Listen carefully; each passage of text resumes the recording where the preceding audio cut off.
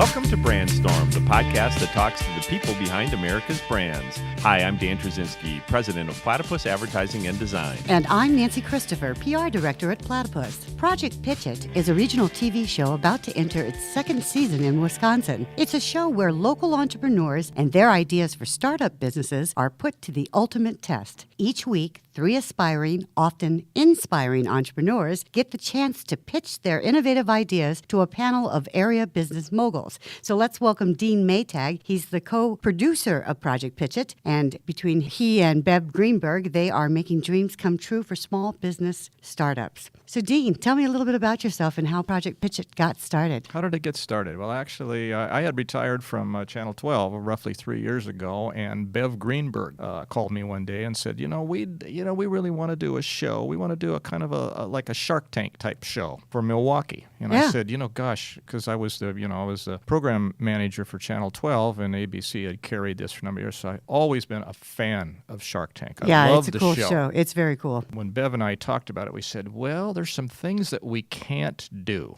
Number one, we can't copy it. But number two, we can't send people home. This is a local show. It's here to inspire entrepreneurship. So we need winners. We can't have, hey, great idea. We didn't like any of them. Yeah. and goodbye. Goodbye. We'll see you next week. Sorry for all your hard work. And the other thing that we really felt like we couldn't do was, it was just too difficult to have people invest. That just became too complicated on that. So what we did is we approached some people and we put together a sum of money. They had awards that they can give out. So we came up with we have 3 entrepreneurs per show and 3 awards of equal value. So everybody walks away with something, and the moguls, which are our judges or our sharks, do a really good job of matching the award with what the entrepreneur needs to move to the next step. What exactly are those 3 awards? Cardinal Stritch is our presenting sponsor, and we worked closely with them. So Cardinal Stritch, one of the awards is they get classes down there, they get a place to work, and they get access to, all of their instructors to create a business plan down there. So that's very valuable. The other one is working with the Lubar School of Entrepreneurship, which is new this year. And that's at UWM. That's right? at UWM's Milwaukee. UWM Milwaukee School of Entrepreneurship, and that is, again, advice and access to people who may potentially help them along financially. And the last thing is a $10,000 award. Very nice. So these are all really valuable. And a lot of times that they'll find somebody says, well, somebody comes in and needs millions of dollars. Well, $10,000 is a nice award, but maybe one of the other ones really fits better. On the other hand, some of the $10,000 award winners we had last year, it was just enough money to really kickstart it and get them moving. So all 3 awards, when properly matched, are very valuable to these people. Exactly. So we talked a little bit about the concept in your introduction, but tell us how the show actually works. In terms of a format, here's what we do. This year we have 5 moguls or judges on this, and we have 3 segment entrepreneurs. So the entrepreneurs come on and pitch one at a time. So there's 3 segments there. There's pitch number 1, pitch number 2, pitch number 3. So they pitch for roughly 1.5 to 2 minutes. That's a lot of pressure. Well, yeah, to try and get it done. But really, if you can't explain your idea in 90 seconds, It's the elevator pitch, right? Yeah, it really is. That's what we ask people to do, is think about that. And remember, you really have 2 audiences here. You have the audience with the moguls, and you have the television audience. And to back up a little bit, prior to them being on the show, we run them through usually at least 2 training sessions. So they have the opportunity to try and perfect that. Oh, that's good. Yeah. So in about 90 seconds, and then the moguls will ask questions, roughly 4 or 5 minutes. So each one of these segments in total runs about 6 minutes. Then the entrepreneurs leave, and after that, there's a little chatter between the moguls. We'll say, well, this person needs this, or this is great, or whatever. Then there is what we call a debate segment, in which all of the moguls among themselves talk about the merits, what people need. I like this, I didn't like this, these people need more of this, they're not quite there yet, but this could help them. So there's a little debate segment there that runs for a couple of minutes. Then that concludes. Then there's the awards segment. We bring back all three of the entrepreneurs, and they're all at that point given one of the three awards. And they've been terrific at matching. All of them walk away with something, and usually they get exactly what they need to move on. That's great. I know this started off as just a local Milwaukee thing, but now it's blossomed and grown into a little bit more of a statewide. It is statewide now. We have agreements to run it, statewide, so it gets in all the television markets. And, I've done this a number of years, and sometimes it takes a little bit of persuading to get people to, give up time periods for the shows. But this time, when I call them, I got an immediate, yes, that's great. We love it. Bring it back. Who doesn't want to promote business in their community? Correct. And that's one of the main reasons you started this, right? Was to Yes. really kind of start more small business startups here in Wisconsin. Well, I've been in broadcasting for a long time. And, so I have a bias. We don't want to toward... age you. Hey, we've all been in broadcasting a long time. So, I have a bias toward what broadcasting can do. Right. What's great about the show is there's great information from these moguls. They're all smart people. They've created businesses. But then the entrepreneurs, these are people that they're all in. Talk to some of these people. I have an idea. I've been working on it for 4 or 5 years. I've put all my own money into this thing. It's a great idea, but I need marketing. A little help. I need help. So the kind of passion that people bring to this is another part of the story. It's really touching to see this. We had one of them coming up, and a woman had created something, and somebody said, how does this affect you? And he says, this changed my life. Yeah.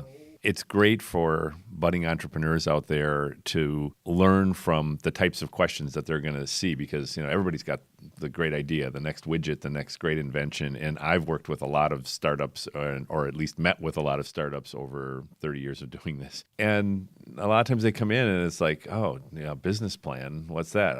Or a marketing plan or startup cash that you're going to need to, they haven't thought through the manufacturing process of what they've got to do. They just have the idea. So getting that information out to people, I think, besides the entertainment value of the show, there's really an education value. Yeah, you're right. A lot of the questions came out, people had said, well, I'm having a little bit trouble with the prototype, and then they've been able to connect them with local people, local businesses that are able to do them. There's been access to money, and in some cases there's been access to marketing. One of the success stories that you will see from last year, some women, 2 women had great ideas for some, kids' clothing, and now they're selling a Nordstrom. Is exactly Wow. as a result of the show. As a result of the show. How exactly do you vet them? A lot of people might come in with their ideas, but how do you figure out which ones get on TV? Well, we looked at them. We get them through a number of different sources. We held interviews at Cardinal Stritch over several days, and we selected. We probably started off with 55, and we selected those. And we went through kind of an interesting process. It is a television show, so you looked at them. Well, is this a business? And it cannot be a business, but in some cases they bring stuff in, and you go, it's not. You don't. You really. Right. You don't. You're not at that point yet, and can it be told in an entertaining way? One of the things that we wrestled with a lot of times, too, is, a lot of them are really heavy on app or tech. And that's not real interesting television. It's not really interesting television, but the question we said, what are we going to do if Mark Zuckerberg walks in here with Facebook? And Exactly. we go, Exactly. well, what do you got? Do you got any Oops. pictures? Yeah. So, we worked with them. So we did have several of them with apps, but we were able to work with them and say, how is this beneficial? What can you do? And so is it a business? Can it be a business? Because obviously that's what we want to do. And can it be made, explained in a precise, quick manner? And is it got some entertainment value in there? And is there an emotional hook to that thing? And you'd be surprised how quickly, if you start looking at those couple of criteria, how quickly these things pop up and you go, that's one that will work. Right. And you've narrowed it down to 24 for this 24. season? We're doing 9 shows. The first one is kind of a success story. It's a look back on Last season. 4 of them last season, how they were affected, and some great success stories, and then 8 episodes. Yeah, I like that. I'm a Shark Tank fan too, and I like when they do those little flashbacks of, last year we had this guy and now they're selling millions of dollars. Right. That's always good to... Right, so I think you'll Proof find of it really performance. interesting. We had some great great stories there. So let's talk a little bit about the moguls. You said that's a little bit different than last year. You had 4 moguls last year. We had 4 last year. We have 5 this year. Okay. These people are all extremely busy. They're successful. So, trying to put everybody together over 1 week. We tape these shows 2 a day. We tape them at Steinhoffel's Big Chair Studios. Great place. So to try and get all these people 2 a day and try and put all the entrepreneurs together, all of the moguls together, all the crews together, it's kind of a little chess match there. So we have some different moguls. So we have Peter Fagan has returned, Jerry Gendusa, Jim Lindenberg, and new this year is Tina Chang from SysLogic, Deb Allen, Dr. DNA, and Nancy Hernandez. And what do they bring to the table that makes them really good in these positions to advise the entrepreneurs? Well, all of them have a little different skill set, a lot of little different background. Jerry Gendusa sold a company, Maytag, and he grew that to $100 million in sales and sold that. So here's a guy who really knows how to make a business happen, make the product and make it happen. The whole life cycle, yeah. Right. Jim Lindenberg, same thing. He's a serial entrepreneur. David Gruber's a marketing, he's known basically as an attorney, but really when you look behind it, he's a terrific marketer and, gives out a lot of money to really a philanthropist here. He's done a lot for the communities. Tina Chang, I think 22 years at SysLogic, a high-tech company right here in Waukesha. Deb Allen had owned up to 13 McDonald's restaurants, so brings this kind of franchising. And she has a beautiful voice, by the way. You may even see that on there. And Nancy Hernandez of Abrazo's Marketing. So all of them have little different skills, and it's interesting to what they bring to it, And one of the challenges is, in the time thing is to get them all in and have them, say something. But, it's when you look at that and you see the type of people that choose to create businesses here and work here and now give back here, I think you'll find that's another interesting part of the whole show, in my opinion. I like their chemistry together, too. They banter a lot. It's fun. Right. And, of course, Peter Fagan, I could talk about him, but everybody knows what Peter Fagan is, and he's been a great supporter of the show, too. So. Yeah, and you're going on to your second season. Yeah. Which means you must have had some success with your first season. What's been the public response? Public response has been really good. The ratings were good. We were pleased with those. Viewer response, and we get great response both from viewers and from the business community. Right. The business community has been very supportive. The moguls have been very supportive, and the television stations too. Again, as a broadcaster, and you go back and the stations say, "Great, we're happy that you're bringing the show back." That's a great feeling. It doesn't exactly, as you well know, it doesn't happen all that often. It's very rare. So what's your best advice? You've met with a lot of moguls, or not, I'm sorry, the entrepreneurs and some people that didn't make the show. What's your best advice for somebody that's in that startup situation of, how do they get noticed?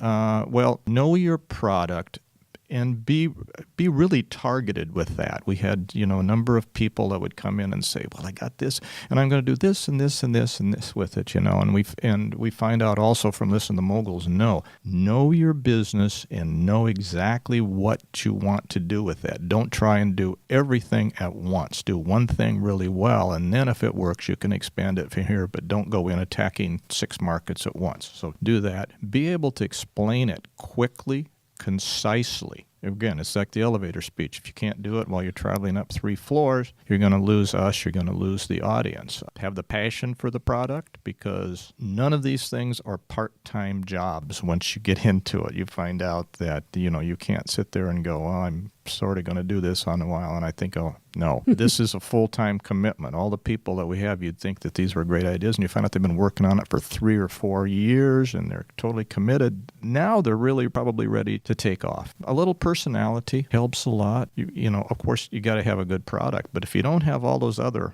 intangibles coming with it, it doesn't really pop. One of the things that I like that you all do, and with your sponsors that are helping you, is you have a lot of resources that are available on your website. Tell us a little bit about that and what people can seek out when they're on your website. I think one of the things we really want to do is be the place to go if you're really interested in being an entrepreneur. Cardinal Stritch has put together a number of things that are on the website. You have to have a business plan.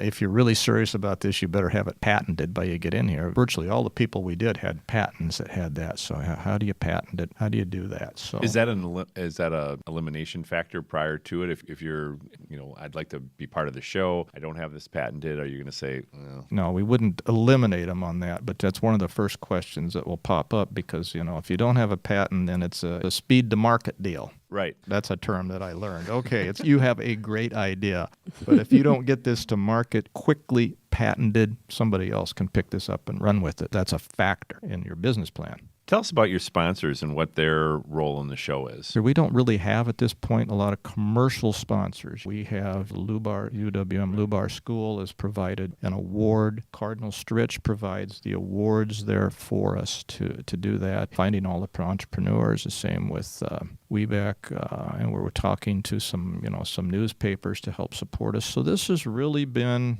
Is there anything you need as far as people that are out there? Are there any needs for the show to keep it viable going from a sponsorship standpoint? Yeah, obviously we have some costs putting this thing forward. We have to pay the crews. You have to get it edited, shot, edited, put together, distributed. So you have expenses. We need to promote the show. So Channel 12 has been great in helping promote it locally. All of the stations do. We're hoping to come up yet with some more people to help promote the show. Well, I just think this is so exciting. It's something that I'm sure other states, once they see what you're doing, are going to think about, well, maybe we should have our own project. Pitch it. I hope you're right, because we can help other states if you wish. We'd be happy to do it. You have aspirations? You have your of own, that? yeah. You have your own startup business, Well, right? Absolutely. We often joke sometimes. Bev and I often joke says we should get on the show and get some advice on how to grow this thing. Here we are. But you would hope that you could expand this thing, regionally or maybe even nationally. It would be terrific because I think there's a need for it. We've got great response. I think it touches something that every community wants, and it's amazing when you start looking for entrepreneurs how many there are out there. We came to the first show and somebody says, you're not going to find enough entrepreneurs for the second show. And he says, oh my gosh, we could keep doing this for going on and on. years and years and have more ideas and more stuff. Americans, Wisconsinites, they're inventors. Exactly. Sure. We've always been entrepreneurs. And here in Wisconsin, I'm so excited. We've always had the slogan, not always, but we have the slogan now, we're open for business. Yes. And this is a great way to show that. So we're hoping to attract some more attention and, some more people to the show and some more support. So if somebody has a great idea out there, what should they do? I guess go to your website, number one. www.projectpitchit.com. There's a place to upload your idea. I'll make a little video and we'll see it. Second season starts when? Well, mid-February. All right, and that's going to be available on a variety of different stations here in Wisconsin. That's and correct. They should just check their local listings. They'll have to check their local. Everybody's got a little bit different schedule. All right. Congratulations, Dean. All right, This thank is you. exciting. Thank you for having me. I've always been fascinated with the topic of startups, and I think what you're doing is really, really wonderful. Our first podcast was actually talking about startups and startup businesses and investors and how to get noticed. This is definitely one of those avenues for people, at least in the Wisconsin market now, and hopefully nationally for you. Great. So, Okay, thanks, Dean. And if you like what you've heard, please don't forget to share, review, and subscribe to Brandstorm. this is Dan Trzynski along with Nancy Christopher at Platypus Advertising and Design, an awesome company that creates perceptions that influence choice for a variety of local, regional, and national brands on a daily basis. We hope you'll join us next week for another episode of Brandstorm.